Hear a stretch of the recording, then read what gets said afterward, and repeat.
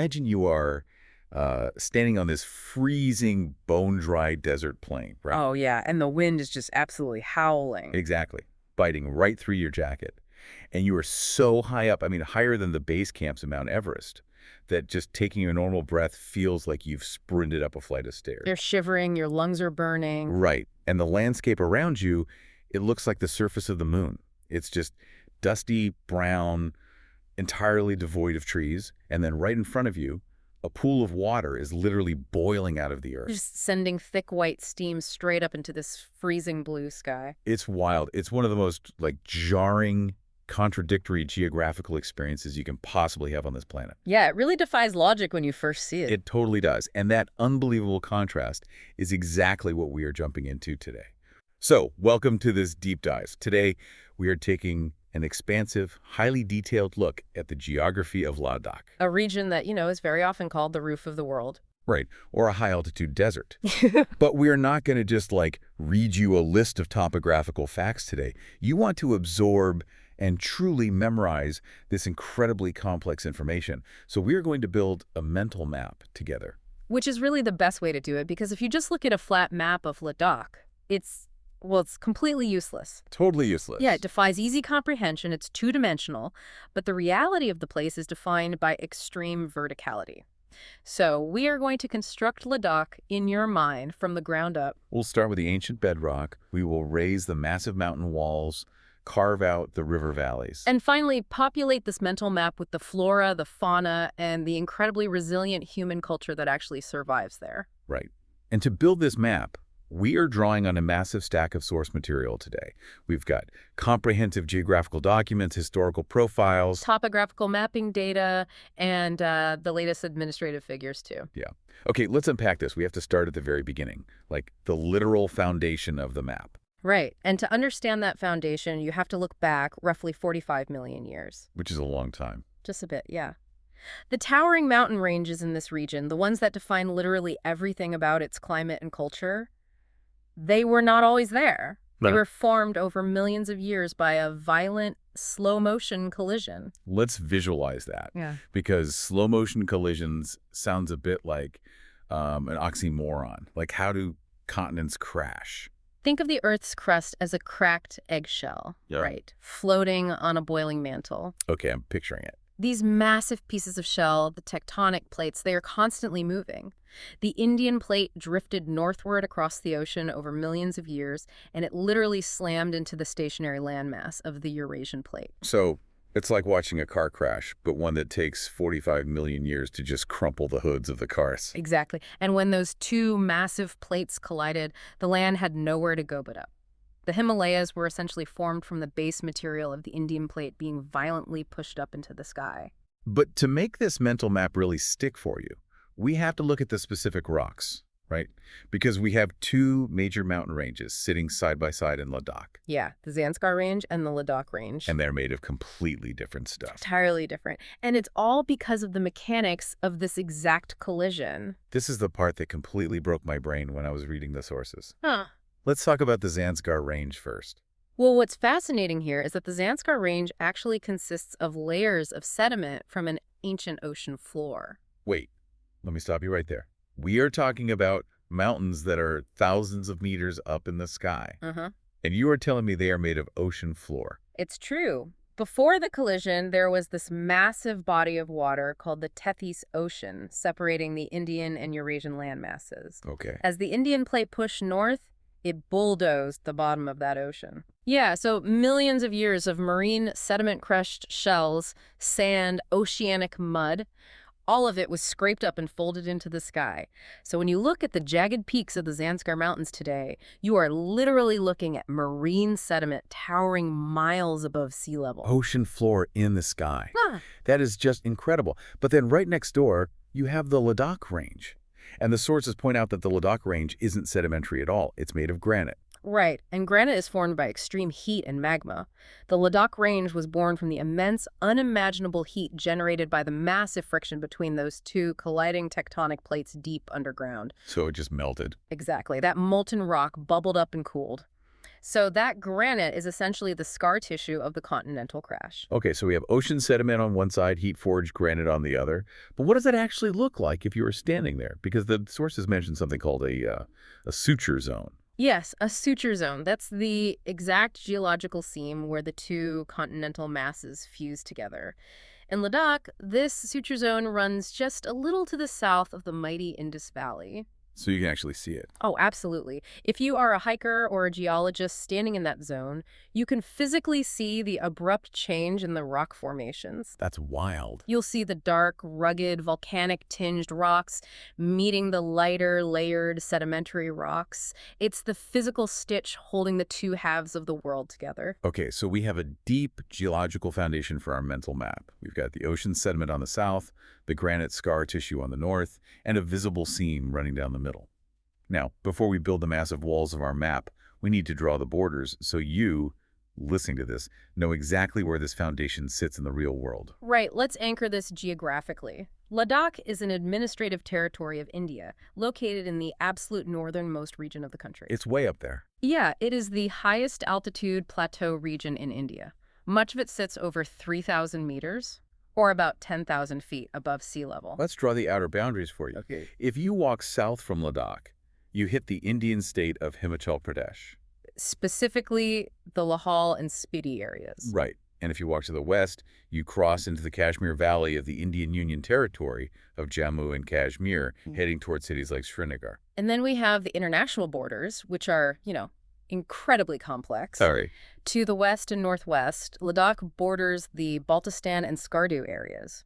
Now, these areas are currently under Pakistani administration in Gilgit-Baltistan. Right. And historically, it's worth noting for context, Baltistan was considered one of the districts of the broader ancient geographic region of Ladakh. Exactly. Skardu used to be the winter capital, while Leh was the summer capital. And to the east and north, Ladakh shares a massive long boundary with China. This includes the Tibet Autonomous Region and the Aksai-Chin region. Now, based strictly on the geographical and historical sources we are using today, it's really important to clarify the administrative realities on the ground so your map is accurate. Yes, definitely. The historic region of Ladakh consists of areas currently under Indian administration, like the main Indus Valley, Zanskar, and Kargil, but it also includes areas like Aksai-Chin, which is currently under Chinese administration, and Baltistan under Pakistani administration. Right, and our sources detail the line of actual control, or the LAC, which acts as the de facto border in the eastern sectors. Right. For example, the sources explicitly point out that the LAC runs through specific geographical features, like the Changchenmo Valley near Hot Springs, and straight along the southern shore of the massive Pangong Tso Lake. We are looking at these strictly as the geographic boundaries detailed in our mapping data to build out the physical space. Exactly. We are just tracing the lines on the map here. So we have our ancient tectonic foundation and we have our modern perimeter drawn. Now let's start building the walls. The fun part. Yeah. To make the extreme topography of Ladakh easy to memorize, I want you to imagine 4 massive parallel walls running generally from the northwest down to the southeast.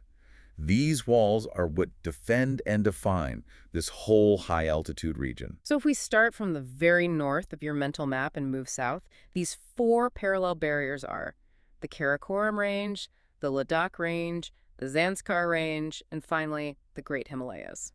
Okay, let's look at Wall 1, the northernmost barrier, the Karakoram Range. This is a formidable wall of rock and ice. Our sources highlight 2 very important sub-ranges within the Karakoram that you need to place on your map. Right, the Changchenmo Range and the Pangong Range. Let's start with Changchenmo. Well, the Changchenmo Range is critical because it features high-altitude passes that have been used for centuries, including the famous Karakoram Pass itself. It also holds Marsimik La and several border passes near the hot springs in the Changchenmo Valley. And then there's the Pangong Range. This one runs parallel to the Ladakh Range for about 100 kilometers. Yeah, it starts northwest from a town called Chushul and extends south right along the southern shore of the massive Pangong Tso Lake. And the peaks here are huge, right? Oh, massive. The highest peaks here hit an astonishing 6,700 meters, and the northern slopes are heavily glaciated. And the topographical sources also detail specific, highly monitored features along this Pangong Wall. You have the fingers on the northern bank of the lake. Which are essentially mountain spurs jutting into the water. Right. You have Kurnock Fort. Yeah. And you have various peaks like Helmet Top and Black Top. And those peaks actually sit on what is technically a third branch here, the Kailash Range, Sure. which issues southeast from the Pangong Range. Okay, the Kailash Range, why is that one important? The Kailash Range is crucial because it forms the eastern watershed of the Indus River. It literally dictates which way the water flows. Okay, so moving south from the massive Karakoram, we hit Wall 2, the Ladakh Range. This is that heat-forged granite wall we talked about earlier. Now, looking at the data, the Ladakh Range is really unique. Yeah, it is. Its average height is a little less than 6,000 meters, but it has no major towering famous peaks compared to the other ranges. That's right. There are no defining giant summits like an Everest or a K2. But within Ladakh, it forms the crucial northern boundary wall of the Indus Valley. Wait, I have to challenge this a bit. Sure. If it has no major standout peaks, why is it considered such a formidable obstacle? Shouldn't a mountain range without giant peaks be relatively easy to cross? It's a great question, but you have to think about how humans actually navigate mountains. To cross a mountain range, you don't climb the peaks. I mean, I guess not. No, that's for mountaineers. For travel, trade, or armies, you look for the lowest points between the peaks, the saddles, or the passes, and here's the secret of the Ladakh Range. While it lacks giant peaks, very few of its passes are less than 5,000 meters high. Oh, I see. Yeah, it's a continuous, incredibly high wall without any deep notches.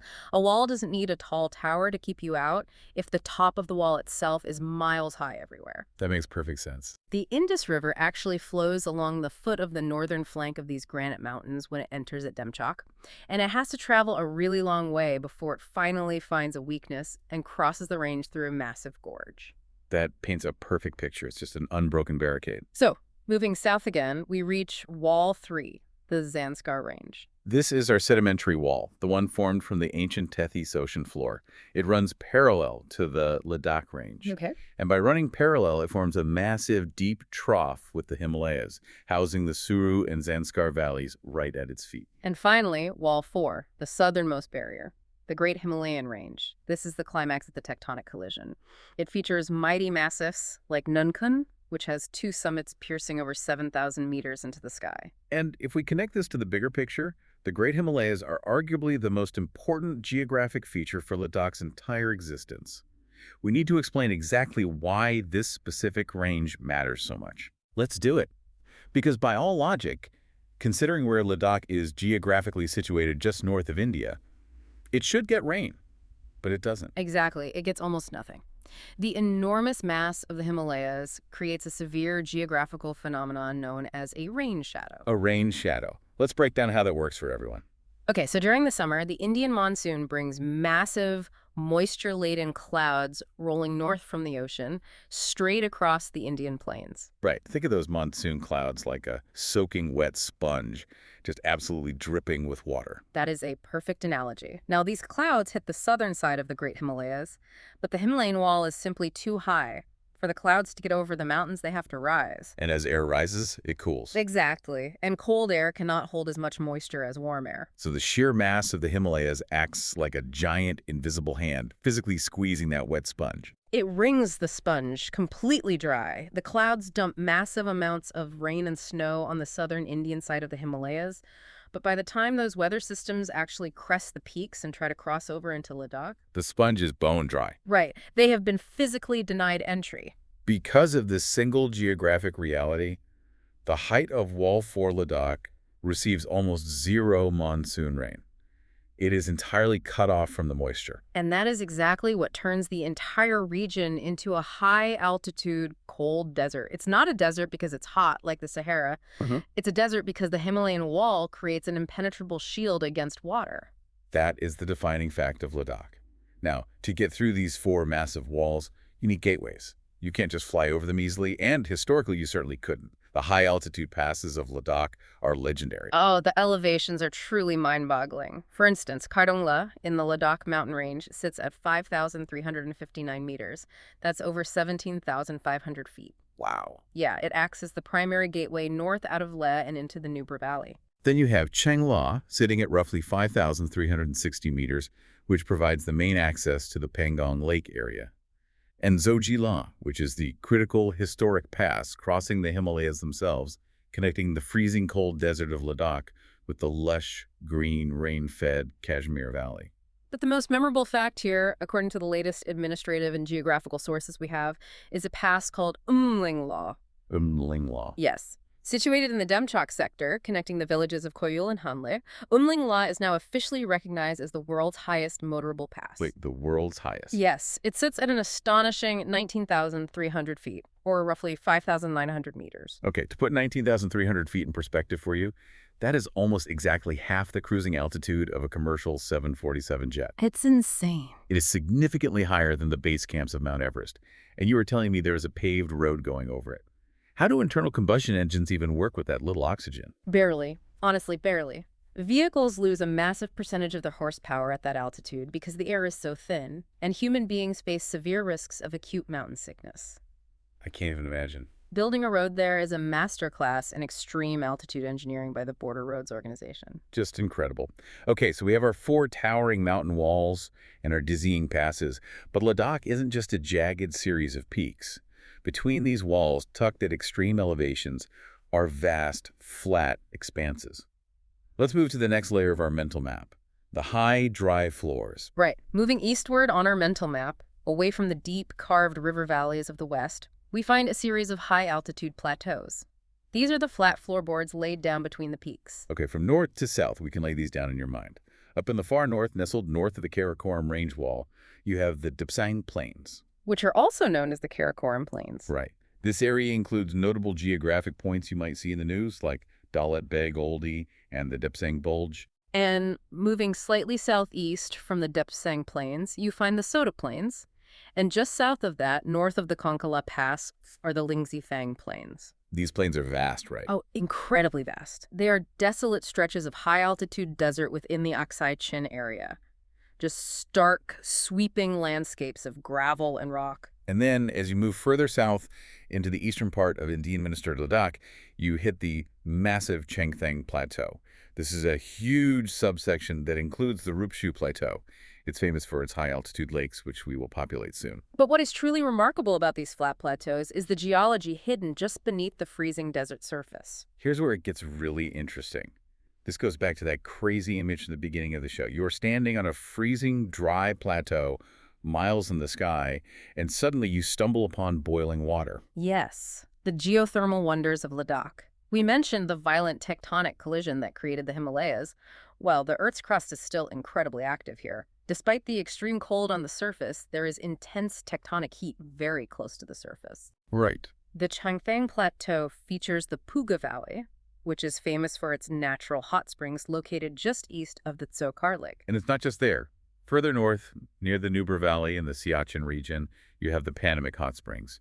And in the Changchemo Valley, there are literally places named Hot Springs and Gogra Hot Springs on the map. Think about that for a second. Imagine being a nomadic traveler centuries ago in a freezing desert and finding pools of boiling water bubbling up from the earth. The sulfur smells, the thick steam. It must have seemed like magic. Completely. It's a stark, visceral reminder of the violent tectonic activity that built this place. The mountains look permanent and dead, but the boiling water proves the earth underneath is very much alive. It's a crazy juxtaposition. So we have the mountain walls and we have the flat plateau floors. But a body needs a circulatory system, which brings us to the next layer of our map, the veins of Ladakh. We are talking about the river systems, and in a desert that gets no rain, rivers are everything. They are the literal lifelines. The backbone of this entire system is the Indus River. Almost all of Indian-administered Ladakh lies entirely within the basin of the Indus River. It enters from Tibet in the southeast near Demchok, flowing right along the base of the Granite Ladakh Range, and travels northwest right across the territory. Yeah, and if you look at a map of human settlement in Ladakh, it all clings desperately to the Indus. Literally hugging the river. Exactly. All the major historical and current towns, Leh, She, Bosco, Tingmoskeng, they survive because they are situated close to the banks of the Indus. It is the central artery. To help memorize the vast network of water feeding into the Indus, we can break down its major tributaries into 3 main branches. Let's map the branches. Branch 1 is the northern network, which is dominated by the massive Siachen River. Right. The Siachen originates far up in the north, near the Karakoram Pass. Yeah. As it flows southward, it acts as a massive collector for all the waters bleeding off the Karakoram Range. It gathers 5 very important tributaries. Okay, let's list them from north to south, but let's actually understand what they are. First, you have the Chip-Chap River. Second, the Burtsanala. Third, the Genung-Nala. Fourth, the Galwan River. And fifth, the Changchenmo River. And the geography of these tributaries is incredibly intricate and rugged.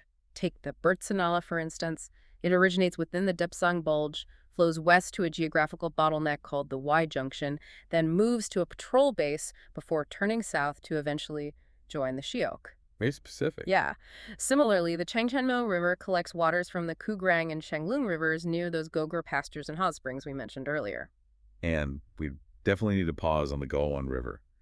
It originates near Samsungling on the eastern side of the Karakoram and flows west to join the Shiok. Now, the sources note this specific river valley has high geopolitical significance as the location of recent border skirmishes. Why there, geographically? Because of the extreme topography.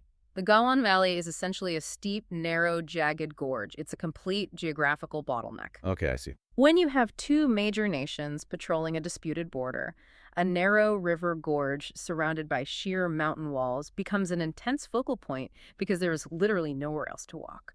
The geography forces contact. That makes total sense. Yeah. Geography dictating history right there. So, after collecting all these eastern tributaries, the Schiachen River continues, eventually meeting the Nuber River near a town called Diskit.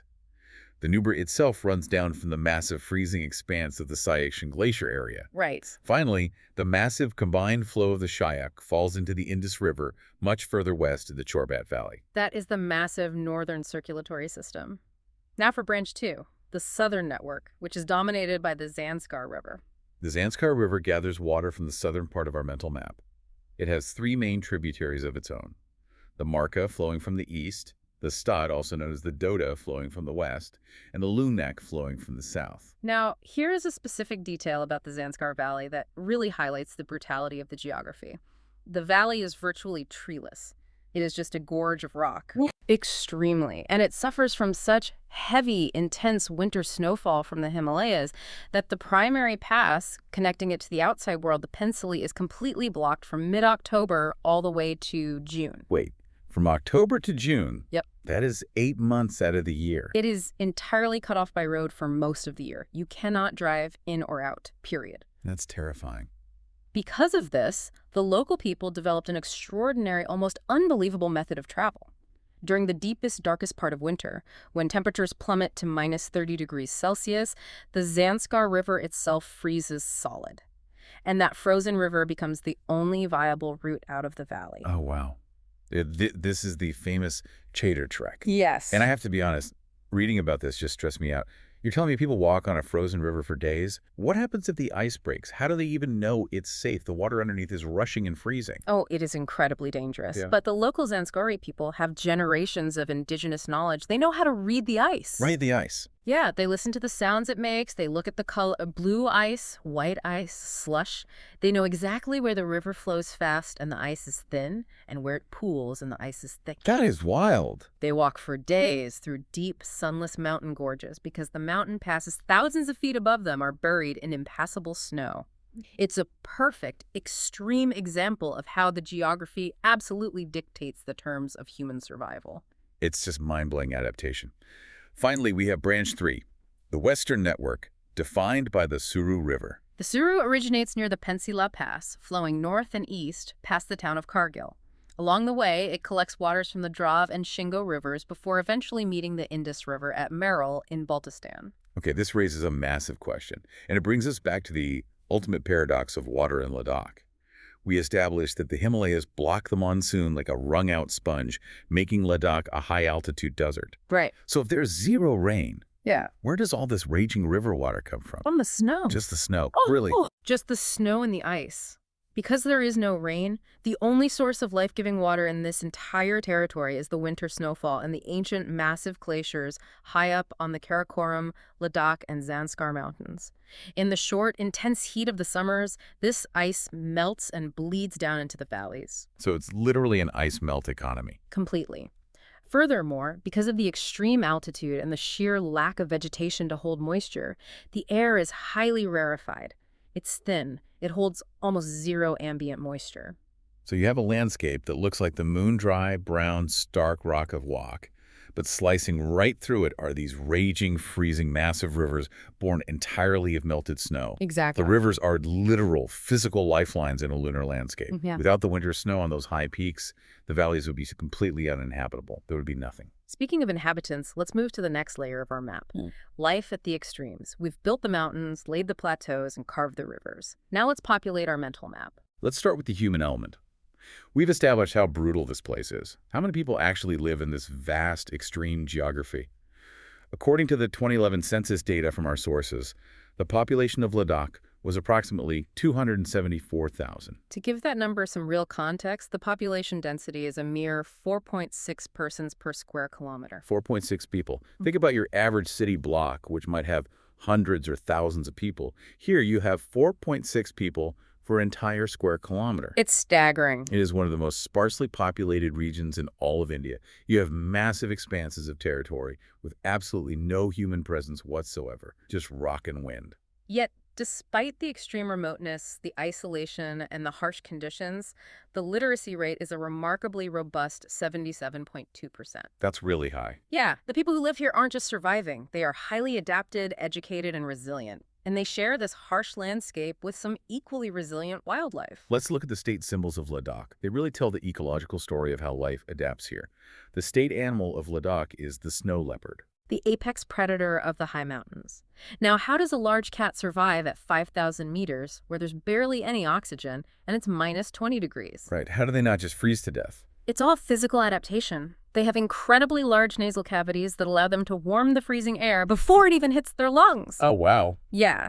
They have massive paws that act like snowshoes to keep them from sinking into drifts. And they have an incredibly long, thick tail. They don't just use it for balance on the steep cliffs when they sleep. They literally wrap their tail around their face like a built-in wool scarf to keep warm. That is brilliant biological engineering. The state bird is the black-necked crane, a majestic, tall bird. But why is a wetland bird up in the mountains? That's the amazing part. They specifically seek out the high-altitude wetlands of the plateaus to breed. They migrate entirely over the Himalayas. Over the Himalayas. Over the highest mountains on Earth. They navigate the high passes just to find the remote, predator-free lakes of Ladakh to raise their chicks during the short summer. Incredible. The state tree is the juniper. Now, picture trees needing deep, rich soil. There is no rich soil in Ladakh. No, it's mostly gravel and rock. But the juniper is a hardy evergreen. It has adapted to survive in thin, dry, nutrient-poor soils by developing aggressive root systems that wedge into the cracks of rocks to find whatever tiny bits of moisture are trapped inside. Just clinging to life. And finally, the state flower is the saxifraga. It's a tough, tiny little alpine species that literally clings to the rocks. Actually, speaking of clinging to rocks, our sources note that an area was officially notified as the Siachen Glacier saxifraga. Right. It grows right on the edge of the world's highest battlefield glacier. To protect this unique, highly specialized, high-altitude biodiversity, Ladakh has established massive sanctuaries in the high desert. The most prominent one on our map is Hemis National Park. Now, this isn't just a regular park where you go for a Sunday picnic. Hemis National Park covers 4,400 square kilometers. It is the largest national park in all of India. It's located in the Leh district, encompassing parts of the Zanskar range. It serves as a critical haven for the elusive snow leopard, the Tibetan wolf, the massive Himalayan ibex, and the baral or blue sheep. So much wildlife. Yeah, and because the population density is so low, this park is a globally significant conservation area for high-altitude mountain ecosystems. It's truly wild. And it's not just the jagged mountains that are protected. We mentioned those high, flat plateaus earlier. Down on the Changthang Plateau, there are incredibly important bodies of water recognized as Ramsar wetland sites. Specifically, Somoriri and the Sokar wetland complex. These are high-altitude lakes. Somoriri is a massive fresh-to-brackish water lake, and Sokar features both brackish and freshwater pools. What's amazing to me is that despite being at extreme altitudes where the water literally freezes solid for months out of the year, these lakes are absolutely critical nesting grounds for migratory birds, including that state bird we mentioned, the black-necked crane. You might wonder why a bird would fly thousands of miles over the highest mountains on Earth to land at a freezing lake. Yes, I am definitely wondering that. It seems like a lot of work for a cold bath. It's about safety and food. Because the environment is so harsh, there are very few ground predators to eat their eggs. Ah, I see. And during the short, intense summer melt, these lakes experience a massive bloom of insects and small aquatic life. It's an all-you-can-eat buffet in a safe fortress. The birds navigate the Himalayas to find these specific high-altitude oases. Nature always finds a way. Okay, we've populated the map with the snow leopards wrapping their tails around their faces and the cranes eating bugs in the high lakes. Now let's bring the human culture deeply into focus. This is the cultural tapestry layer of our map. Ladakh is home to a really diverse mix of people. The population includes Ladakhi Buddhists, Balti Muslims, and Dards, speaking a rich variety of languages like Ladakhi, Balti, Urdu, Hindi, Tibetan, Shina, and Purji. The region's cultural identity is heavily shaped by its Tibetan Buddhist heritage. The ancient, grueling trade routes like the Silk Road that pass through the mountain passes, and the simple reality of mountain ecology. But there is a fascinating exception to the general rule of life in Ladakh that really highlights how geography absolutely dictates human culture. Let's talk about the Aryan Valley. Oh, this is a perfect example of a microclimate on our mental map. The Aryan Valley is situated between the areas of Khaltsi and Batalik, right on the banks of the Indus River. But what makes it entirely different from the rest of Ladakh is its elevation. Right. Most of Ladakh is easily over 3,000 meters. The Aryan Valley sits in a deep groove at an average altitude of about 2,700 meters. Now, 300-meter drop might not sound like much, but in the mountains, that changes everything. Absolutely. Because it is lower, it has a significantly warmer climate and more fertile soil compared to high-altitude places like Leh. This valley is home to 4 specific villages, Da, Hanu, Garkun, and Darchik, and it is inhabited by the Brukpa people. And because of that warmer microclimate, the Brokpa can grow crops that are biologically impossible in the rest of Ladakh. They grow fruits. They're growing apricots, mulberries, grapes, and walnuts. Grapes in Ladakh. It sounds impossible, but the microclimate allows it. Now contrast that with the rest of the territory. In the high-altitude areas, the staple crops are incredibly hardy. Naked barley, normal barley, and wheat, alongside mustard, lentils, and basic root vegetables. And here is a mind-blowing geographic extreme. The absolute highest limit of human cultivation in Ladakh is at a place called Korzak, near the Somariri Lake. The Brokpa are growing grapes in the warm valley at 2,700 meters, but the people at Korzak are somehow growing crops at 4,560 meters. That is roughly 15,000 feet up. It is said to be among the highest agricultural fields in the entire world. And what they grow there is crucial. You mentioned naked barley earlier. Yes, what exactly is naked barley? Why is that the only thing that survives at 15,000 feet? Naked barley is a specific biological adaptation. In normal barley, the hull or husk is tightly fused to the grain, which takes more energy and time to process. Naked barley is a variety where the husk loosely surrounds the grain and easily falls off during harvesting. Okay, that's convenient, but how does it survive the cold? More importantly than the husk, it has an incredibly short growing cycle. It can sprout, grow, and be harvested in the very narrow 2 to 3 month window of the Himalayan summer before the lethal frosts return. It's literally the only crop fast enough and tough enough to beat the winter. It shows the incredible spectrum of human adaptation. From the agricultural practices, we move to the cultural expressions that bind these communities together in the dark winters. The artistic and spiritual traditions here are so rich. One of the most prominent is thangka painting. This involves creating intricate, highly detailed sacred scrolls depicting Buddhist deities and mandalas. And this isn't just painting on canvas with a tube of acrylic. The process is deeply rooted in the geography. Exactly. Traditional thangkas are painted using pigments derived from crushed natural minerals found in the mountains. They grind up lapis lazuli for deep blues, cinnabar for reds, and gold dust. The art literally uses the mountains to depict the divine. You also have the performing arts, notably the monastic cham dances. These are highly ritualized, incredibly vibrant masked dances performed by monks in the courtyards of the monasteries. They tell spiritual stories, local legends, and depict the triumph of good over evil. There are also secular royal dances like Shandol and flower dances like Mentok Stanmo. And these traditions are showcased in massive, vibrant festivals that absolutely break the stark silence of the desert. The Hemis Festival, Lusar, which is the massive New Year celebration, and Dozmosh. These are vital community events. When you live in a harsh, isolated environment, you need these explosions of color, music, and community to survive the long winters mentally and spiritually. Even the architecture is a direct response to the environment and the culture. You see massive fortress-like structures, such as the Leh Palace and the Basco Fort, built thick and heavy to defend the crucial river valleys. And you see the iconic Tibetan-style monasteries, Thixi, Diskit, and Hemis. They are brilliantly engineered. I always wondered about this. They are perched high up on steep, jagged cliffs overlooking the valleys. But this is a highly active seismic zone. We just talked about tectonic plates smashing into each other. Yeah. How do these massive stone monasteries not just slide off the cliff during an earthquake? It's ancient, brilliant engineering. They use a technique called timber lacing. They build thick walls of stone and mud brick, but they interlace them with horizontal wooden beams. Oh, to give it flexibility. Exactly. The wood provides flexibility, allowing the building to shimmy and absorb the shock waves of an earthquake without shattering. Furthermore, the walls are built to slope slightly inward as they go up, which lowers the center of gravity and anchors the massive structures to the rock.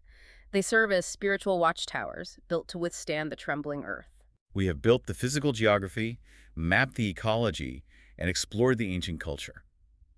Now, we must look at how this ancient map is functioning today in the 21st century, the final layer, the modern engine. Right, we need to look at polity, the economy, and the future.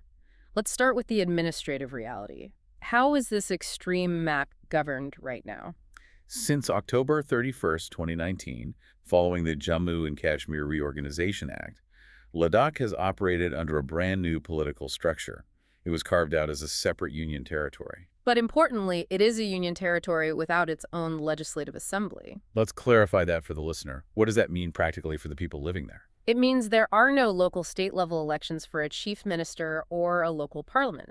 Instead, it is governed directly by the central government of India through an appointed lieutenant governor. Currently, that is Brigadier Dr. B.D. Mishra. Correct. The administration operates from the joint capital of Leh, managing the two main districts of Leh and Kargil. And while they don't have a local legislature, they do have representation in the National Parliament in New Delhi, with one elected member of parliament in the Lok Sabha. So that is the political framework.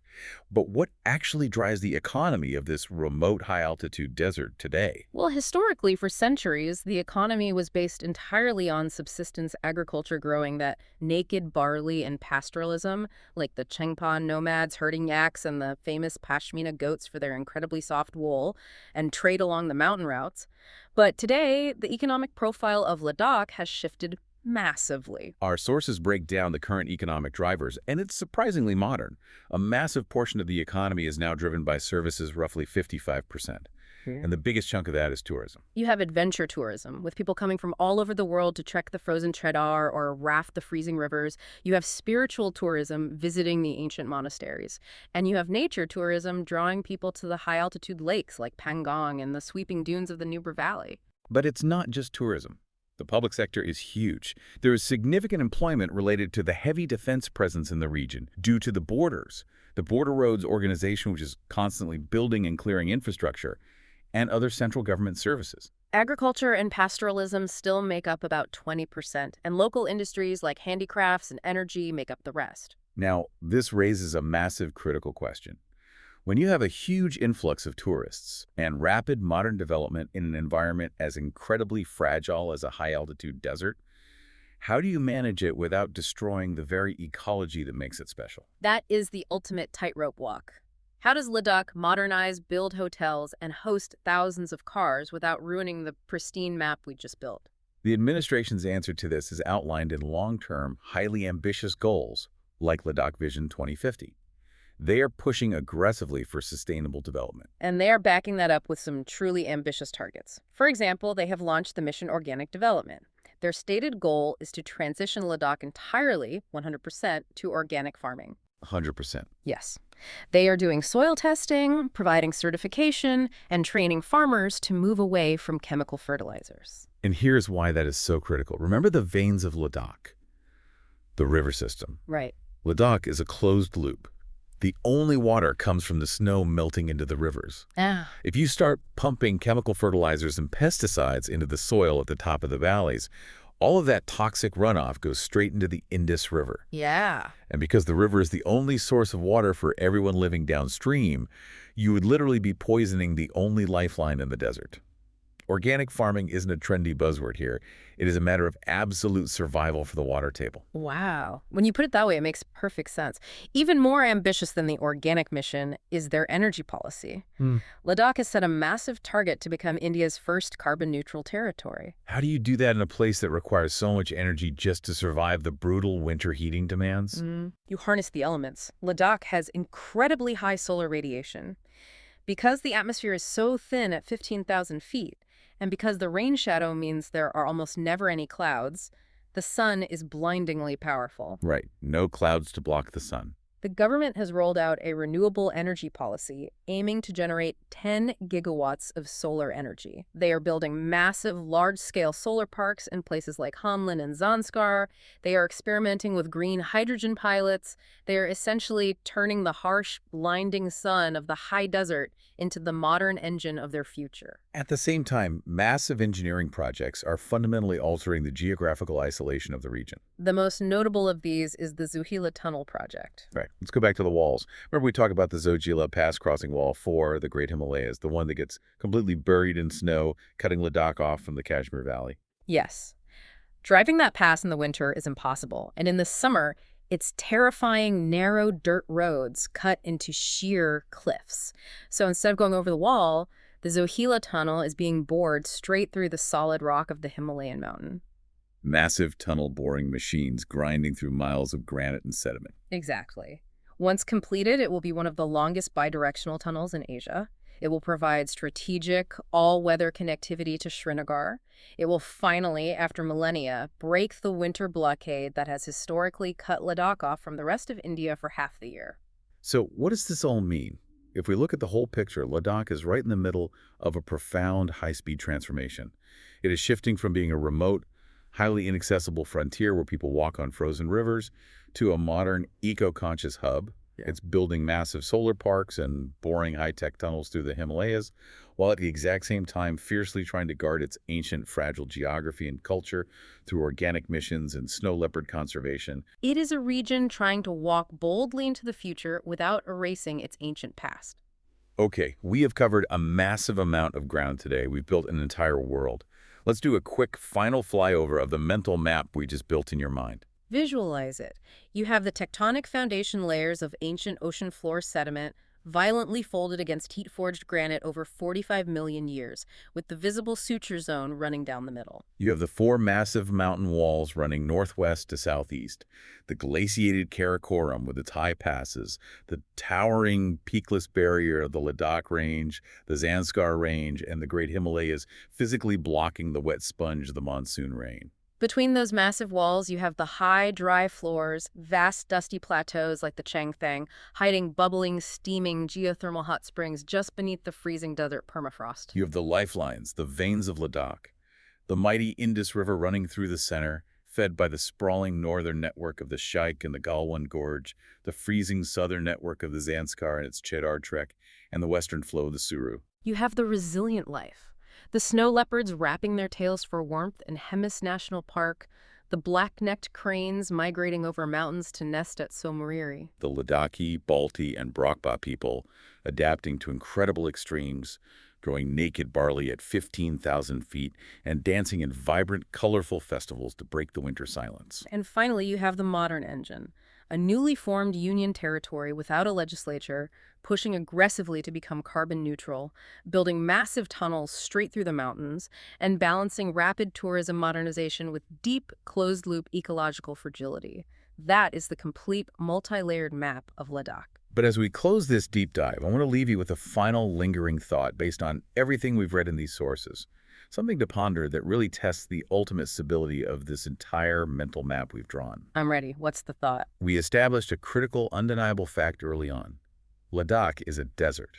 Because of the Himalayan rain shadow, it receives almost no rain. It relies entirely, 100%, on the winter snowfall and the massive, ancient glaciers of the Karakoram and Himalayas melting into its rivers for survival. Those rivers, the snowmelt, are the only veins that keep the entire system alive. Exactly. No snow melt, no rivers, no drinking water, no naked barley, no life. It's that simple. So as global temperatures continue to rise, and as climatologists observe those ancient Himalayan and Karakoram glaciers potentially shrinking and receding at accelerated rates, what happens to the map? What happens when the ice runs out? What happens to the veins of Ladakh? That is a terrifying question. The foundation of the whole map dries up. Will Ladakh's ambitious, highly commendable local push to become a carbon-neutral territory be enough, locally, to protect the frozen, high-altitude lifelines it depends on? Or is the complex, fragile geography of the roof of the world ultimately at the mercy of massive, invisible climate changes happening far beyond its four Great Walls? That is definitely something for you to mull over as you visualize those mighty, freezing rivers slicing through the granite valleys. The map is beautiful, but it is incredibly fragile. Thank you so much for joining us on this deep dive into the extreme geography of Ladakh. Keep questioning the world around you, keep visualizing these amazing spaces, and keep exploring.